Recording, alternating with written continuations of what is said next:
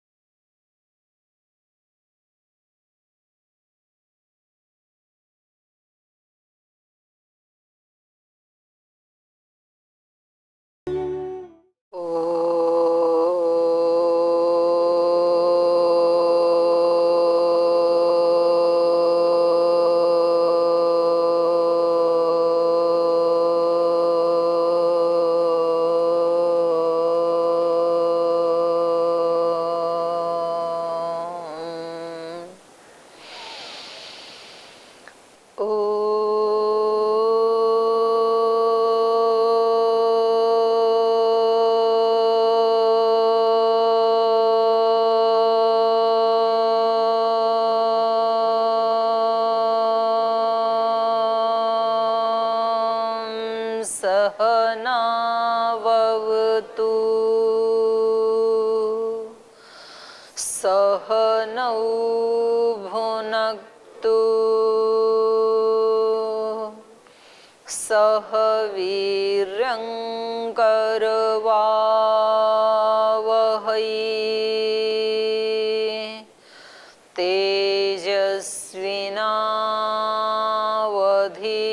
तेजस्विनावधीतमस्तु मा विद्विषावहै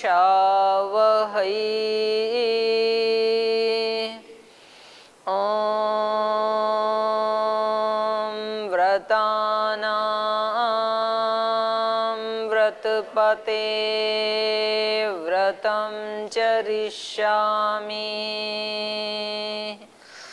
तच्छकेयं तन्मे राध्यताम्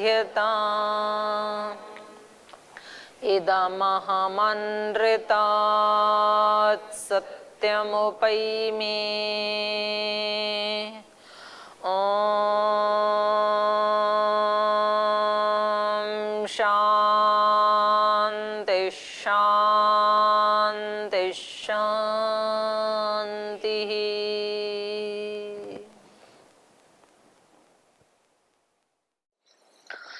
श्री राम पहुंच गए हैं विश्वामित्र जी के आश्रम में और देश और काल को जानने वाले दोनों भाई बिल्कुल तैयार हैं और अपने गुरुजी से पूछ रहे हैं कि गुरुजी बताइए वो दोनों निशाचर कब आते हैं, किस दिशा से आते हैं, किस काल में आते हैं, ताकि हम पूरी सजगता से कहीं उस काल का अतिक्रमण ना हो जाए, ऐसा ना हो कि हमें पता ही ना हो और वो फिर से आकर के यज्ञ में बाधा डाल दें। तो आप हमें उनके बारे में बताइए। ऐसा इन्होंने पूछा अपने सुबह की दिनचर्या पूरा करने के बाद। तो उनको क्या बता रहे हैं मुनि, यहाँ से आज हम पढ़ेंगे तृतीय श्लोक से। उससे पहले आपका कोई प्रश्न है तो पूछ सकते हैं आप जी। ओम दीदी प्रणाम। परमात्मा और ब्रह्म और पर ब्रह्म क्या अंतर है? जी कहाँ आया इसमें? नहीं, इसमें नहीं है। इसमें नहीं है। ब्रह्म को जहाँ तक मैं समझ पा रही हूँ, अपने दर्शन भी और दूसरे भी वो समझ करके, ब्रह्म एक उपाधि का नाम है। जैसे हम सांख्य दर्शन में मूल प्रकृति से सारे इसकी सृष्टि मानते हैं ना, और मूल प्रकृति में भी मूल प्रकृति को तो हम अनुमान से ही देख सकते हैं, प्रत्यक्ष नहीं देख सकते हैं। अनुमान से कैसे देख सकते हैं? क्योंकि उसका सबसे पहला जो है उत्पत्ति, वो महतत्व है। और महतत्व में क्योंकि हमें त्रिगुण दिखाई देते हैं, सत्व रज तम, तो उससे हम अनुमान लगाते हैं कि इसका जो कोई भी कारण है वो भी त्रिगुणात्मक है। तो ये जो महतत्व है ना, महतत्व को बुद्धि तत्व भी कहते हैं और इसी को ही ब्रह्म भी कहते हैं।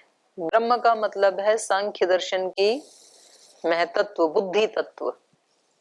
उस बुद्धि तत्व से ये सारी सृष्टि उत्पन्न हुई है। तो हम जो कहते हैं ना कि ब्रह्मा से सृष्टि उत्पन्न हुई, पुराणों में तो ब्रह्मा से माना जाता है, फिर अलग अलग पुराण में, जैसे शिव पुराण में शिव से उत्पन्न माना जाता है, विष्णु पुराण में विष्णु से उत्पन्न माना जाता है। तो ये वहां पर भी इसका अभिप्राय यही है कि मुख्य रूप से वो भी तीन तत्वों को ही मानते हैं और उसमें ये ब्रह्म तत्व, ये महतत्व है। तो ब्रह्मा का मतलब है महतत्व, जिससे ये सृष्टि बनी। और दूसरा क्या पूछा आपने? ब्रह्मा और परब्रह्म। परब्रह्म। जी। परब्रह्म मतलब जिस, जो इन सब से ऊपर एक शक्ति है वो परब्रह्म है। ये तो ब्रह्म हो गया। ब्रह्म से भी ऊपर शक्ति जो मूल प्रकृति को भी और सब आत्माओं को भी उसके अंडर में रहती है, अपने अंडर में जो रखता है, माने सारे लोक लोकांतर जिसके उसमें चलते हैं, आज्ञा में चलते हैं, वो परब्रह्म हो गया। हो गया। परमात्मा भी छूट गया। परमात्मा भी छूट गया। परमात्मा तो उसी को ही कहते हैं, आत्मा से परम जो है वो परमात्मा, परब्रह्म जिसको आप कह रहे हो। एक और प्रश्न की कहते हैं कि परमात्मा हमारे अंदर ही है। परमात्मा हाँ, मतलब अंदर भी है और बाहर भी है। हाँ, अंदर ही है ऐसे ना कहो, अंदर भी है। तो जैसे कि हम कहीं बाहर जाके, जैसे कि काशी मथुरा की, हम वहाँ जाके ध्यान करेंगे, वहाँ पे ईश्वर मिलेगा, ऐसा कहते हैं। तो क्या हम अपने घर पे बैठ करके ईश्वर को प्राप्त नहीं कर सकते क्या? फिर काशी मथुरा कहीं पहाड़ों पे जा करके ही ईश्वर मिलेगा? कहीं भी कर सकते हैं, कर सकते हैं, कहीं भी, वहां भी कर सकते हैं, घर भी कर सकते हैं। आपकी दृष्टि में है वो काशी मथुरा, ईश्वर की दृष्टि में तो ये सारी पृथ्वी इस पूरे ब्रह्मांड में छोटी सी है, चींटी जैसे। तो फिर इतना जैसे घूम घूम करके काशी मथुरा घूमते हैं, तो वहाँ इतना अपने शरीर को कष्ट दे करके इतनी दूर जाते हैं, मतलब भगवान को प्राप्त करने के लिए, तो क्या घर पे बैठ के नहीं कर सकते? इतना शरीर को कष्ट देने की आवश्यकता क्या है? भगवान की सृष्टि है, इसमें कोई घूम घूम के उसको देखना चाहता है भगवान की सृष्टि का सौंदर्य, तो देखने दो। फिर अपने को ज्यादा परेशानी भी नहीं होनी चाहिए। ठीक है। ओम दीदी प्रणाम। वेदांत दर्शन में ब्रह्म का जिक्र उसमें किया गया है, तो उसका वहाँ क्या तात्पर्य हुआ? ब्रह्म ऐसी शक्ति है जिससे सृष्टि की उत्पत्ति हुई। तो सांख्य दर्शन और ब्रह्म और वेदांत दर्शन में दोनों का अर्थ एक ही होगा? नहीं, वेदांत में ब्रह्म का मतलब माना है पर ब्रह्म, जिसको कहा है एक सत्ता, जो सबसे ऊपर सत्ता है। जी। प्रणाम दीदी। दीदी ये जानना चाह रहे थे कि हर इंसान के पास रुचि जो होती है काम करने का, वो अलग अलग होता है। जैसे अगर देखी जाए तो हनुमान जी का गदा देखी जाए कि ज्यादा प्रिय रहा, श्री राम जी का क्या हनुमान जी का क्या देखा जाए? गदा, गदा। गदा शस्त्र। आदमियों में देखी जाए तो अलग अलग लोगों की इच्छा रुचि अलग अलग कामों में होती है। जैसे किसी को पढ़ाने में ज्यादा हो गया, इच्छा ये तो हो गया अलग अलग रुचि। आगे बोलो। रुचि रुचि जो उसकी बनती है उसका जड़ उसमें क्या होता है? उसके वो कर्म, जैसे जैसे उसकी प्रवृत्ति हुई वैसे वैसे संस्कार बन गई। एक ही संस्कारों से स्मृतियां बनती हैं। एक ही माँ बाप के बच्चे हैं लेकिन उनकी काम करने अरे की। माँ बाप के बच्चे तो अब बने हो 15-20 साल पहले, उससे पहले अनादिकाल से चल रहे हो आप। माँ बाप से जब पैदा हुए वहां से जीवन शुरू थोड़े हुआ है, जीवन तो अनादिकाल से चल रहा है। आज हो उनके बच्चे, तो उससे पहले किसके बच्चे थे और तब क्या किया था, और उससे पहले किसके बच्चे थे तब क्या किया था। तो ये अनादिकाल के संस्कार हैं हमारे अंदर, तो उसके कारण है। यानी कि पिछले कर्म जो जन्म हुआ उस कर्म का भी परिणाम ईश्वर इसका वो उसी हिसाब से वो काम कर रहा है। केवल एक पिछले का नहीं है, ऐसे ऐसे अरबों खरबों पिछले जन्मों का सब लेके चल रहे हो। बहुत लंबा चौड़ा गट्ठर है आपके पास। ओम दीदी। दीदी, प्रत्येक आदमी के अंदर में यथाशक्ति में बहुत सामर्थ्य है, उस शक्ति जागृत कैसे होगा?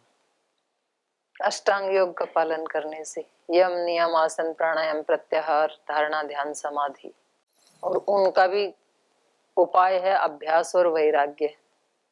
अष्टांग का भी, उसका भी पालन कैसे करें? अभ्यास और वैराग्य। अभ्यास करो, प्रैक्टिस करो। अभ्यास क्या है? तत्र स्थितौ यत्नोऽभ्यास है।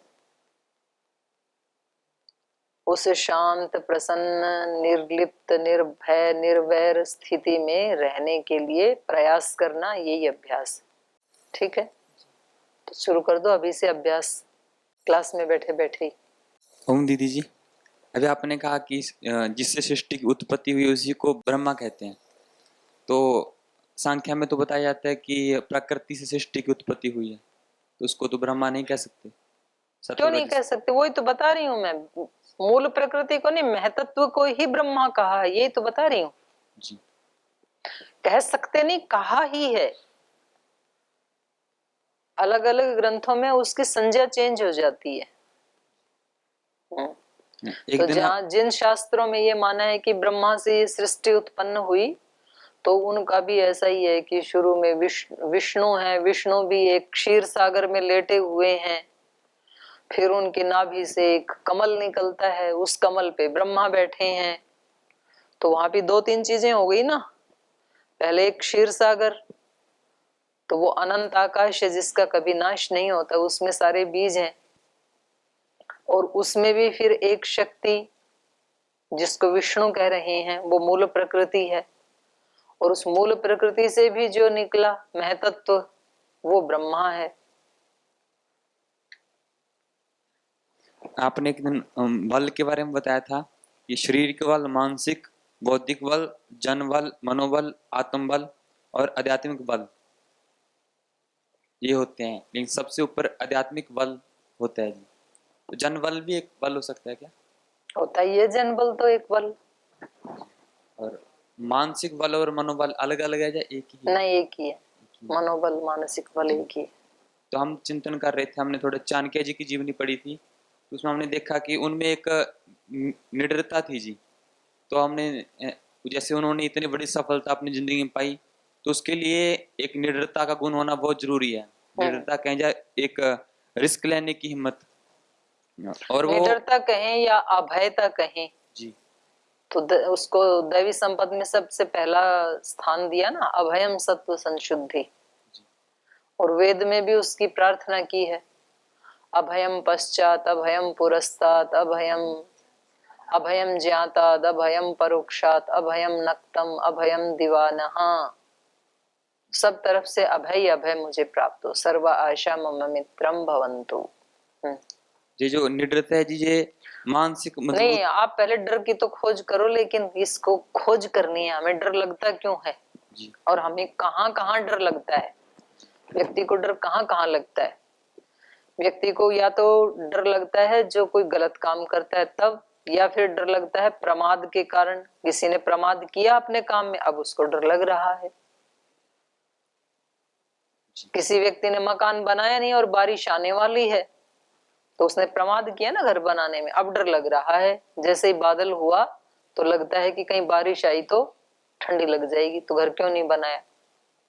तो हमें भय कहाँ कहाँ लगता है, उस भय की हमें खोज करनी है, और वहां वहां हम कैसे अभय हों उसका उपाय करना है। तो जिन्होंने अभय अवस्था को प्राप्त किया, उन्होंने कहा कि वैराग्य ही उसका उपाय है। सर्वम वस्तु भयान्वितम भुवि नृणाम वैराग्यमेवा भयम, ऐसे पढ़ा ना आपने, श्लोक पढ़ा? नहीं। तो उसको याद कर लेना। सभी वस्तुएं भय से युक्त हैं इस संसार में, हर व्यक्ति, हर वस्तु। कौन सा? सर्वम वस्तु भयान्वितम, तो भोगे रोग भयम कुलच्युति भयम, श्लोक है ना ये। भोगे रोग भयम कुलच्युति भयम वेत्ते नृपालाद् भयम मौने दैन्य भयम खले रिपु भयम वेत्ते नृपालाद् मूलाद् भयम्। फिर शास्त्रे वाद भयम् काये कृतान्ताद् भयम् सर्वं वस्तु भयान्वितं भुवि नृणां वैराग्यमेवाभयम्।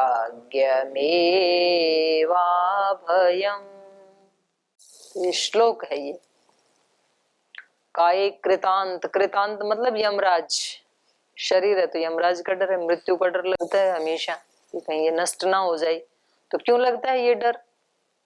क्योंकि शरीर से जो करना चाहिए था वो किया नहीं। अगर शरीर से जो करना था, करना क्या था? विवेक प्राप्त करना था, भोग अपवर्ग की प्राप्ति करनी थी। तो उसके बाद तो आप अपनी मर्जी से ही शरीर को छोड़ना चाहते। तद वैराग्यादपि दोष बीज क्षय कैवल्यम, उससे भी वैराग्य हो जाता है, विवेक से भी वैराग्य हो जाता है व्यक्ति को, शरीर से भी वैराग्य हो जाता है। तो वो तब होता है जब इससे जो करना था वो कर लिया। तदा कृतार्थानाम गुणानाम, सूत्र बोलो चौथे अध्याय का लास्ट से 32 नंबर सूत्र। तदा कृतार्थानाम परिणाम गुण समाप्तिर गुणानाम, कृतार्थ जब गुण हो गई, कृतार्थानाम गुणानाम परिणाम क्रम समाप्ति। जब कब, तदा है ना वहां पे, तो कह रहे हैं कब? जब सर्वावरण मलापेतस्य ज्ञानस्य आनंत्यात् जेयम अल्पम, सभी जो आवरण थे, जो मल थे चित्त के, उनको हमने हटा दिया, अपेतस्य हटा दिया। तो अब ज्ञान का बहुत ज्यादा आधिक्य हो गया। ज्ञानस्य आनंत्यात्, अनंत ज्ञान आ गया इसके अंदर। जेयम अल्पम, बस अब ब्रह्म से मिलना बाकी बचा है, बस बाकी सब जान लिया। तो फिर दोबारा इन गुणों को, त्रिगुण वाले शरीर को, 5 भूतों वाले शरीर को जरूरत नहीं है, चाहता ही नहीं है व्यक्ति कि दोबारा शरीर मिले, छोड़ना चाहता है। और उससे पहले मरना नहीं चाहता है। कोई भी शरीर धारण करने वाला आत्मा मरना नहीं चाहता है, भले वो निम्न योनि में ही है। एक कीट को भी आप तिनका लगाओगे ना ऐसे, तो उसको लगेगा कि ये मेरे को मारने आए हैं, तो ऐसे ऐसे तिल मिलाता है, वो नहीं मरना चाहता है। वो अभिनिवेश क्लेश इसी को कहा है। तो ये क्यों है? तो सब जगह भय भय, सब जगह भय है। रूप में भी भय है, धन में भी भय है, विद्वत्ता में भी भय है, कोई हरा ना दे। अपने आप को सबसे बड़ा विद्वान मान रखा था, और फिर 5, 10, 20 विद्वानों के बीच में कभी जाने का अवसर मिल गया तो व्यक्ति को भय है कि कहीं ये कुछ ऐसा ना पूछ ले जो मेरे को ना पता हो, तो मैं हार जाऊंगा, पराजित हो जाऊंगा। तो अभय की, निर्डरता की जो आप बात कह रहे हैं आचार्य चाणक्य में जो आई, वो किससे आती है? वैराग्य से आती है। हमें कुछ चाहिए ही नहीं। तो जिस व्यक्ति को कुछ चाहिए ही नहीं, प्राप्त ही नहीं करना है, क्योंकि वो अपने आप में ही अपने आप को पूर्ण मानता है, आत्मन्येवात्मना तुष्ट,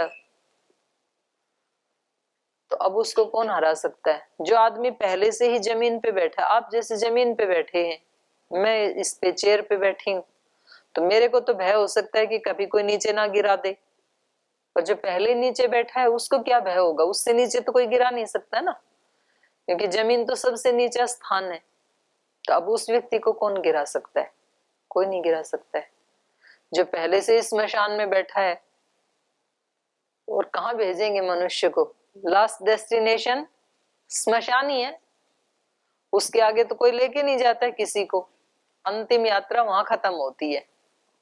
और जो पहले से ही शिव जी वहीं रहते हैं, स्मशान में ही, उन्होंने अपना महल बनाया ही नहीं, वहीं रहते हैं हमने, तो उनको उससे नीचे कौन गिराएगा? अभय रहते हैं फिर वो। तो इसलिए उनमें निडरता थी। हमने एक चिंतन की थोड़ी एक श्रृंखला बनाई हमने, हम पूछना चाहते हैं कि क्या हमारा ये सही है?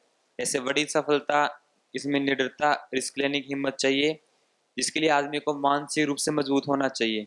और मानसिक मजबूती नहीं, मानसिक रूप से मजबूत नहीं, उस व्यक्ति को वैराग्य का अभ्यास करना पड़ेगा।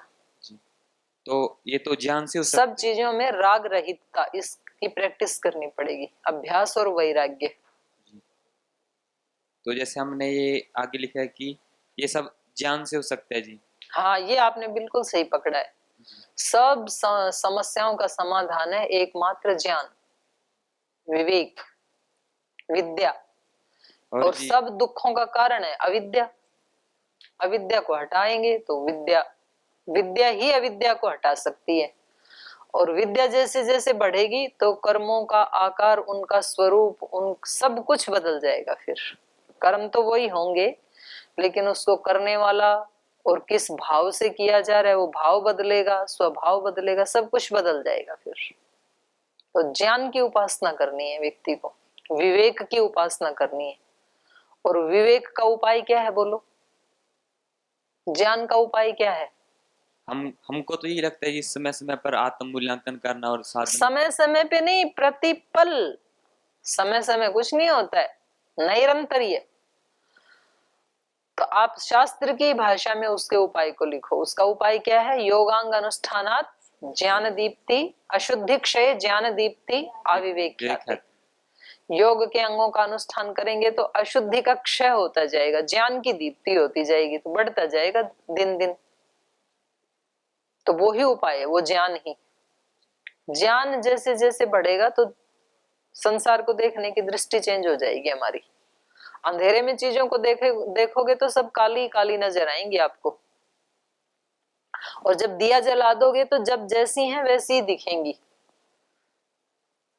जैसे पौधों में आपको हरापन भी दिखाई देगा ना, तो यहाँ 4-5 पौधे रखे हैं, सबका जो हरापन है, ग्रीननेस है, वो सबके अलग अलग है। ऐसे दिखेगा ज्ञान में, सबका अलग अलग है।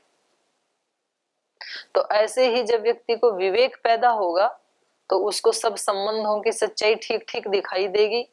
शरीर की सच्चाई, इंद्रियों की सच्चाई, अपने कर्मों की सच्चाई, अपने भावों की सच्चाई। जब उसको ठीक से दिख जाएगा तो व्यक्ति बुरा काम कर ही नहीं पाएगा। आज संसार में जितने भी अपराध हो रहे हैं वो उसके मूल में क्या है? शरीर का ठीक ज्ञान ना होना। तो शरीर का असत्य ज्ञान होने के कारण, जैसा उस व्यक्ति ने शरीर को समझ लिया तो फिर सारे उसमें फिर डकैती भी होती हैं, उसमें फिर भ्रष्टाचार भी होते हैं, उसमें बलात्कार भी होते हैं, शोषण भी होते हैं, ये सारे अपराध होते हैं फिर। और शरीर की सच्चाई क्या है? जिस शरीर के पीछे पागल होकर के इतने अपराध किए जा रहे हैं, उस शरीर की पतली सी चर्म है, ये 1 इंच भी नहीं है, बिल्कुल पतली सी। इसको उखाड़ के देख लो, नीचे क्या है? वो सच्चाई है इस शरीर की। तो अगर चमड़ी उधेड़ के आपको कोई कहे कि अब इस शरीर को आप हग कर लो या इस शरीर को चाट लो, चाटोगे क्या?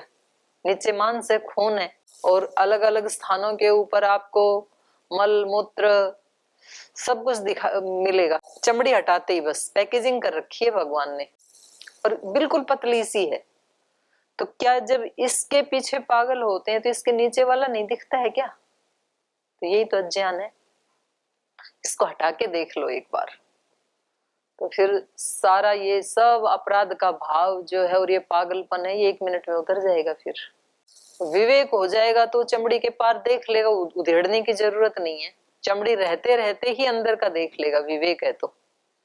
एक्सरे जो होती है ना, तो शरीर के रहते रहते शरीर के अंदर का देख लेती है ना। वो हड्डी आदि टूटती है तो करवाते हैं ना एक्सरे या अल्ट्रासाउंड, वो अंदर की साउंड को बता देंगे। तो ऐसे जो ज्ञानी है, योगी है, वो अंदर वाले को देख लेता है, तो अपने आप ही नहीं होगा। विवेक हो गया तो क्या होगा फिर? शौच से शौचात स्वांग जुगुप्सा परैर संसर्ग, अपने ही शरीर के प्रति आकर्षण नहीं रहता है, स्वांग जुगुप्सा। क्योंकि इसकी सच्चाई दिख रही है कि भाई ये साधन मिला है, और साधन ये भगवान की कृपा है जो इतना इसको प्लास्टर करके दे दिया, डेकोरेट करके दे दिया। नहीं तो इस साधन से साधना करते कैसे? अगर इसी तरह से रक्त बिखरता रहता, मांस इधर उधर बिखरता रहता हमारा, कैसे काम करते हम? सोचो आप, कैसे खाना खाते, कैसे जीवन चलता, कैसे साधना करते? तो देखो ईश्वर की कृपा, कितनी अच्छी पैकेजिंग करके दे दी है, कुछ भी बाहर नहीं दिखता है, हमें गंध भी नहीं आती है। तो इस फिर भगवान की इस शरीर के प्रति जो अनुग्रह किया है उसको हम सोच करके और इससे साधना भी कर सकते हैं। तो विवेक और ज्ञान ही सभी का अंतिम समाधान है, उसी को बढ़ाना है हमें। आगे हमको लगा कि ज्ञान अगर है लेकिन हमारे पास आध्यात्मिक बल नहीं है तो भी हम ज्ञान को जी आचरण में नहीं ला पाएंगे। ज्ञान है हमारे पास लेकिन हमारे पास आध्यात्मिक बल नहीं है जी। नहीं, ज्ञान और आध्यात्मिक बल एक ही बात है। ज्ञान है तो व्यक्ति अज्ञान का काम करेगा ही नहीं। शाब्दिक ज्ञान भी तो सकते हैं जी, उसको भी तो ज्ञान। शाब्दिक ज्ञान का जितनी देर शाब्दिक ज्ञान आपके दिमाग में है उतना वो काम करेगा। शाब्दिक ज्ञान तो हट जाता है ना व्यक्ति का।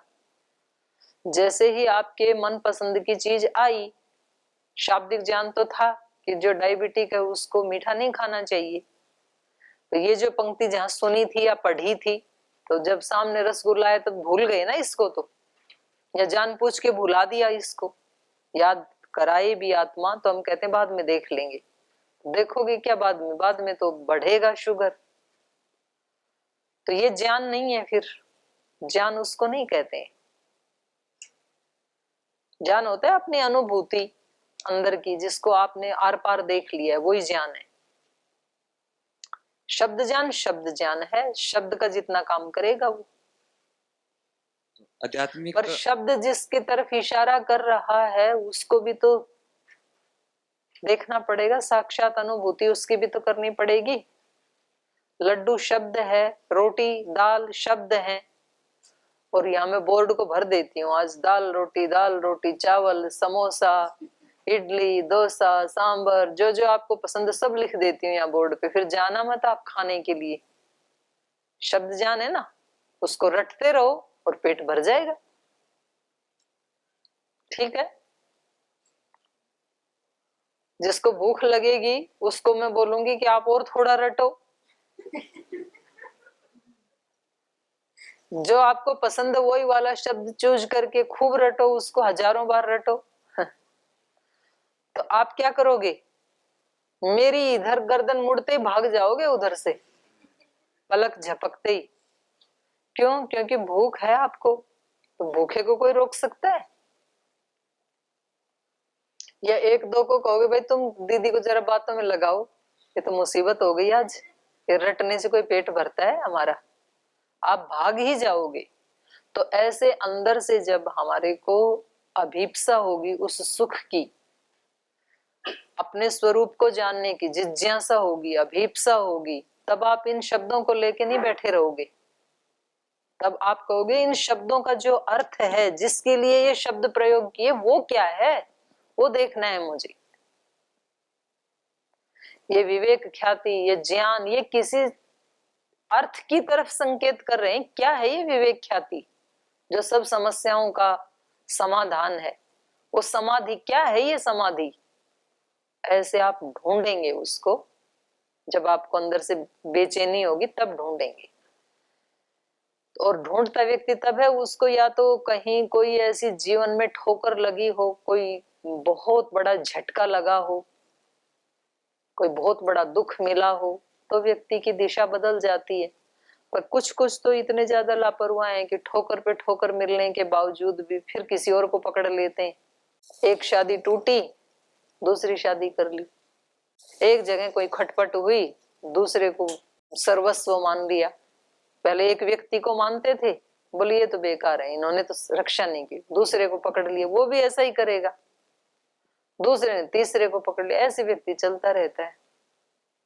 पर कभी अगर किसी को ये एहसास हो जाए अंदर से इस संसार का स्वरूप ये है, ज्यादा एक्सपेरिमेंट अब नहीं करना है, तो वो व्यक्ति फिर उसकी खोज में निकल पड़ता है और उसको मिलेगा जो खोजेगा।